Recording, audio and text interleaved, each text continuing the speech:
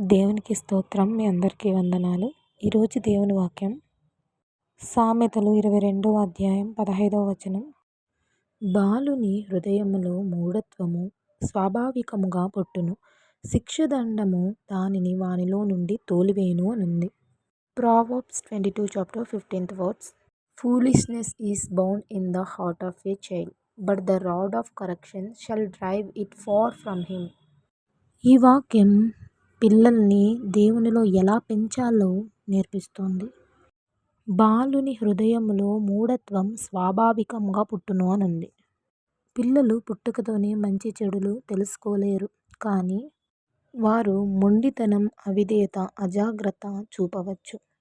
అందుకే వారికి సరైన మార్గదర్శకత్వం అవసరం. శిక్షదండము దానిని వానిలో నుండి తోలివేయును అంటే, శిక్షదండన అంటే క్రూరత్వంగా మనము శిక్షించడం కాదు. ప్రేమతో, జ్ఞానంతో, వాక్యంతో దేవుని చిత్తానుసారంగా క్రమశిక్షణలో పెంచాలి. చిన్నప్పటి నుండే మనం దేవుని వాక్యంతో పెంచితే దేవుని యొక్క జ్ఞానం వారు నీతి మార్గంలో నడిచేలా చేస్తుంది. సామెతలు 22:6 వచనంలో, బాలుడు నడవవలసిన త్రోవను వానికి నేర్పుము, వాడు పెద్దవాడైనప్పుడు దాని నుండి తొలగిపోడు అనుంది. పిల్లల్ని దేవునిలో ఎలా పెంచాలో బైబిల్లో ఉన్న విశ్వాసుల ద్వారా తెలుసుకుందాం. యొకోబేదు, మోషే తల్లి. మోషేని చిన్నప్పటి నుంచి విశ్వాసంతో పెంచిందామ. ఫలితంగా ఇశ్రాయేలుని ఐగుప్తు నుండి నడిపించే గొప్ప నాయకుడు అయ్యాడు. దేవుడి ఇండ్లంతటి మీద నమ్మకమైన వాడయ్యాడు. కొత్త నిబంధనలో 2 తిమోతి 1వ అధ్యాయంలో తిమోతి తల్లిదండ్రులు లోయి మరియు యునేకే. వీరు చిన్నప్పటి నుండే పరిశుద్ధ గ్రంథాన్ని నేర్పారు తిమోతికి. అప్పుడు అతడు అపోస్తలుడైన పౌలు గారికి విశ్వాసపాత్రుడైన సేవకుడయ్యాడు. వీరంతా దేవుని వాక్యంలో దేవునిపైన విశ్వాసంతో పెంచారు కాబట్టి వీళ్ళు దేవుడికి ఉపయోగపడేలా తయారయ్యారు. వీళ్ళు దేవుడి పని చేసే గొప్ప వ్యక్తులు. అయినప్పటికీ తమ బిడ్డల్ని సరిదిద్దలేకపోయారు.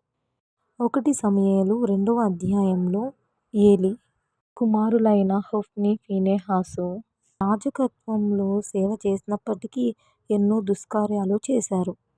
ఏలి గద్దించాడే తప్ప కఠినంగా ఆపలేదు. ఫలితంగా వారు బలులను అవమానించి ప్రజల్ని తప్పుదోవ పట్టించి విశ్వాసాన్ని దెబ్బతీసేలా తయారయ్యారు. దానికి ఫలితంగా దేవుడు ఏలి ఇంటిపై తీర్పు తీర్చాడు. ఫిలిష్తీయుల యుద్ధంలో ఒకే రోజు 2 కుమారులు మరణించారు. అలాగే 1 రాజులు 1వ అధ్యాయంలో దావీదు దేవుడికి హృదయానుసారమైన వ్యక్తి అయినప్పటికీ తన కుమారులైన అబ్షాలోము, అమ్నోను, అదోనియా విషయంలో మందలింపలేకపోయాడు. మనం ఎంత పెద్ద జాబ్ కానీ పని కానీ చేస్తుండొచ్చు, కానీ దేవుడు పిల్లల్ని పెంచే పని మాత్రం తల్లిదండ్రులకే ఇచ్చాడు. పిల్లలు ఏదైనా తప్పు చేసినప్పుడు మనం మందలించి క్రమశిక్షణలో పెంచాలి. గారాబం చేసి చెడగొట్టకూడదు. అలాగే మనం కూడా ఆదర్శంగా ఉండాలి. చిన్న ప్రార్థన చేసుకుందాం. పరమ తండ్రి అయిన దేవ, పరిశుద్ధుడా, మహోన్నతుడా, కృపా సత్య సంపూర్ణుడైన దేవ, స్తోత్రం తండ్రి. ఈ వాక్యం ద్వారా మాతో మాట్లాడిన విధానం బట్టి కృతజ్ఞతలు ప్రభువా.